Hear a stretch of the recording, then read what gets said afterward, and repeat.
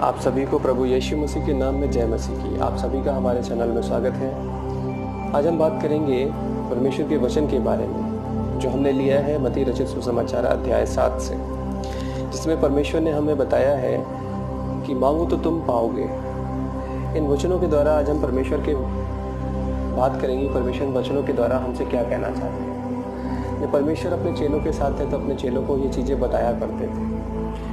एक दृष्टांतों में वो बात किया करते थे और उन दृष्टांतों को समझाया करते थे कि वो जब हम इन चीज़ों को जब हम पढ़ते हैं, जब हम समझते हैं, तो कई बार हमें ये समझ में नहीं आता है कि हम प्रार्थना करते हो। प्रार्थना तो करते हैं, बड़बड़ाते हैं। इससे पहले की एक मेरी वीडियो थी जिसमें मैंने कि बताया था प्रार्थना कैसे करी जाती है, प्रार्थना कैसे करें। उसमें बताया है कि परमेश्वर ने किस रीति से हमें प्रार्थना करना सिखाया है।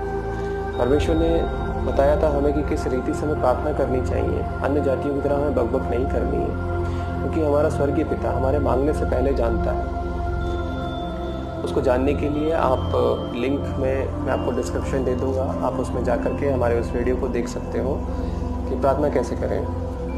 उसमें सारा परमेश्वर ने किस तरीके से अपने चेलों को सिखाया था, उसको उन सारी चीज़ों को मैंने अपने उस वीडियो में डिस्क्राइब किया है। आप उसमें लिंक में जा कर के उस वीडियो को देख सकते हैं और प्रार्थना कैसे करनी समझ सकते हैं। आज हम प्रार्थना करेंगे कि परमेश्वर से हमने प्रार्थना करना तो सीख लिया, लेकिन जब हम कुछ भी मांगते हैं तो परमेश्वर से किस तरीके से मांगे। परमेश्वर ने हमें किस तरीके से बताया है कि हमें किस तरीके से अपने पिता से मांगना है। परमेश्वर के वचन में लिखा हुआ है कि मांगो तो तुम्हें दिया जाएगा, ढूंढोगे तो तुम पाओगे, खटखटाओ तो तुम्हारे लिए खोला जाएगा। क्योंकि जो कोई मांगता है उसे मिलता है, और जो ढूंढता है वह पाता है, और जो खटखटाता है उसके लिए खोला जाएगा।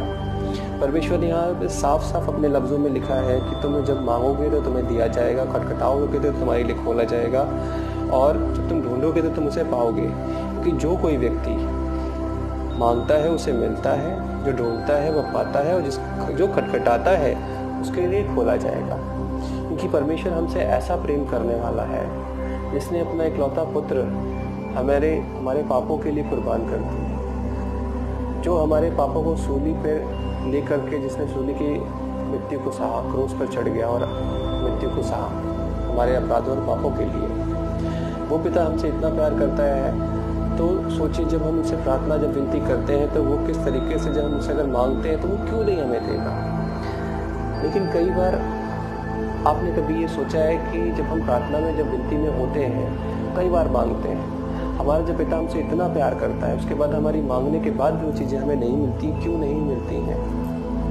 क्योंकि वो तो इतना भला है कि उसने ये भी बोला है, तुम्हें ऐसा कौन मनुष्य है। यहाँ पे परमेश्वर ने ये भी समझाया है, ये भी बताया है कि ऐसा कौन मनुष्य है कि यदि उसका पुत्र उससे रोटी मांगे तो वो उसे पत्थर दे, या मछली मांगे तो उसे सांप दे। अतः जब तुम बुरे होकर अपने बच्चों को अच्छी वस्तुएं देना जानते हो, तो तुम्हारा स्वर्गीय पिता अपने मांगने वालों को अच्छी वस्तुएं क्यों ना देगा। जैसे कि अगर हम, परमेश्वर ने सांसारिक तौर से बताया है कि सांसारिक रूप से कई ऐसे माता पिता हैं, कोई भी कितना भी बुरा इंसान क्यों ना हो, वो संसार में कितने भी बुरे काम क्यों ना करता हो, लेकिन जब बात उसके बच्चों की आती है और जब वो उसके बच्चे उससे कुछ भी मांगते हैं, तो वो कितना भी बुरा इंसान क्यों ना हो, तो अपने बच्चों की हर एक इच्छाओं को वो पूरा करता है, उसकी हर एक विश को पूरा करता है। वो जानता है कि मेरे बच्चे को किस चीज़ की आवश्यकता है, वो कैसे भी करे, कुछ भी करे, उन चीज़ों को उसको वो अवेलेबल करवाता है, उससे वो देता है, उसे ला करके कहीं से भी दे। तो हमारा स्वर्गीय पिता जिसका हर एक, जिसने सृष्टि करता है, जिसने पूरी सृष्टि को रचा, वो हमें वो सारी चीज़ें क्यों नहीं देगा। अब सवाल ये आता है, जब वो हमें सब कुछ देता है, जब उसने अपने वायदे किए हैं, तो वो हमें चीज़ें फिर मिलती क्यों नहीं जब हम प्रार्थना में मांगते हैं। तो इसके लिए हम चलेंगे यूहन्ना की पुस्तक में अध्याय 15, जिसकी 7वीं आयत में परमेश्वर यीशु मसीह ने अपने वचन में कहा है कि यदि तुम मुझ में बने रहो और मेरा वचन तुम में बना रहे, तो जो चाहो मांगो वह तुम्हारे लिए हो जाएगा। हम कई बार गलतियां करते हैं, हम मांगते तो हैं परमेश्वर से, हम परमेश्वर के वचनों को भी रखते हैं कि परमेश्वर आपने कहा है खटखटाओ तो तुम्हारे लिए खोला जाएगा, मांगो तो तुम पाओगे, और ढूंढोगे तो तुम्हें मिलेगा। लेकिन कई बार क्या होता है कि हम अपने, जो परमेश्वर ने हमें आज्ञाएं दी, उन आज्ञाओं पे हम कभी ध्यान ही नहीं देते। हम परमेश्वर के वचनों को मन में रखते ही नहीं है। परमेश्वर ने जो हमें आज्ञाएं दी हैं उन आज्ञाओं का पालन ही नहीं करते। तो सोचिए कि आप जब प्रार्थना करते हो, जब आप परमेश्वर की आत्मा को खेदित करते हो, तो आपकी प्रार्थना कैसे पूरी हो सकती है। यदि कोई बच्चा अपने माता पिता की आज्ञाओं का पालन करता है तो उसके माता पिता भी उसका उसी तरीके से ध्यान रखते हैं, ख्याल रखते हैं। उसी तरीके से जब हम अपने स्वर्गीय पिता की आज्ञाओं का पालन करते हैं, उसकी कही हुई बातों पर चलते हैं, उसकी आज्ञाओं को मानते हैं, तो हमारा स्वर्गीय पिता भी हमसे खुश होता है।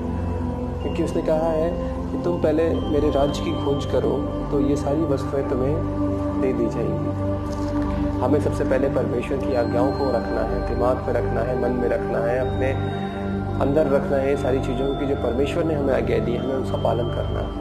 यदि हम उसका पालन करके चलते हैं तो हम परमेश्वर से जो कुछ भी मांगेंगे वो सब कुछ परमेश्वर हमें देगा। क्योंकि परमेश्वर ने कहा है यूहन्ना के 14वें अध्याय में, इसमें 12वीं आयत में लिखा है, मैं तुमसे सच सच कहता हूँ कि जो मुझ पर विश्वास रखता है, ये काम जो मैं करता हूँ वह भी करेगा, वरन इनसे भी बड़े काम करेगा। क्योंकि मैं पिता के पास जाता हूँ, जो कुछ तुम मेरे नाम से मांगोगे वही मैं करूँगा, पुत्र के द्वारा पिता की महिमा हो। यदि तुम मुझसे मेरे नाम से कुछ मांगोगे तो मैं उसे करूँगा।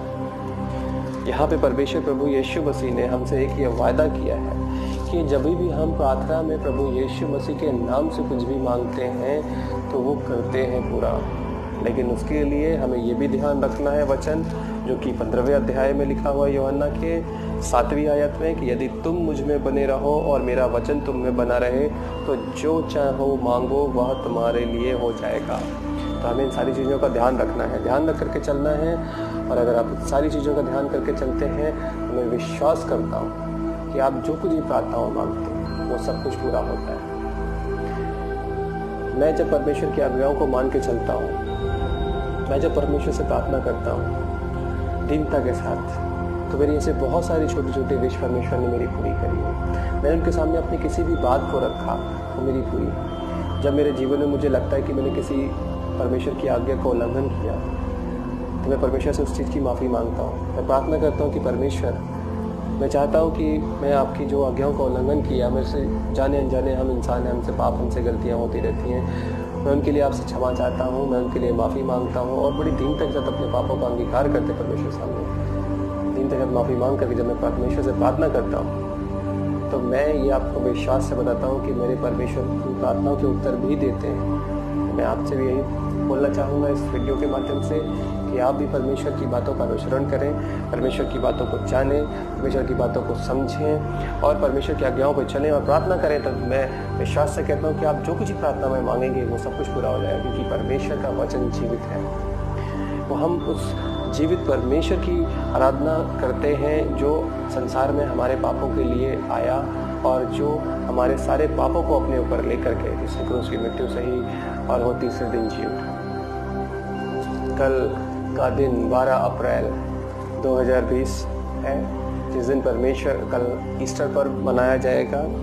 ये बड़ा ही उल्लास का त्यौहार है जिसमें कि हम परमेश्वर का आनंद मनाते हैं कि क्योंकि इस दिन परमेश्वर जीवित हुए थे, अपने वचन अनुसार, अपने प्रतिज्ञा अनुसार जब वो जी उठे थे, वापस इस संसार में आए थे और हमारे बीच में उन्होंने डेरा किया था, जैसा वचन कहता है। तो ये छोटी सी एक परमेश्वर के जो वचन थे जिसके द्वारा हमने परमेश्वर के बारे में जाना कि हमें किस तरीके से प्रार्थना करनी है और किस तरीके से परमेश्वर के वचन कार्य करते हैं हमारे जीवन में। अगर आपको ये वीडियो अच्छा लगा तो इसे प्लीज़ लाइक करें, शेयर करें और कमेंट करें। आपकी जो भी प्रॉब्लम्स हैं आप अपने कमेंट में दे करके अपनी प्रार्थना के लिए बोल सकते हैं, तो आपके लिए हम बिल्कुल प्रार्थना करेंगे ताकि परमेश्वर आपके प्रॉब्लम्स को परमेश्वर जल्दी से जल्दी दूर करे। आप सभी को परमेश्वर के नाम में फिर से जय मसीह की। परमेश्वर आपका ध्यान रखे। आमीन।